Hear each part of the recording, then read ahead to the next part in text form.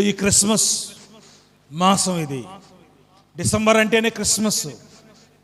Christmas అంటే కన్నీళ్ళు కాదు, సంబరాలు, సంతోషం, కేకులు, బిర్యానీలు, చెప్పండి ఎక్కడ చూసినా చికెన్లు, స్వీట్లు, చెప్పాలా, సంతోషాలు, లైట్లు, డిజైనింగ్ లైట్లు, స్టార్లు, బార్లా, స్టార్లే బార్లు కాదు.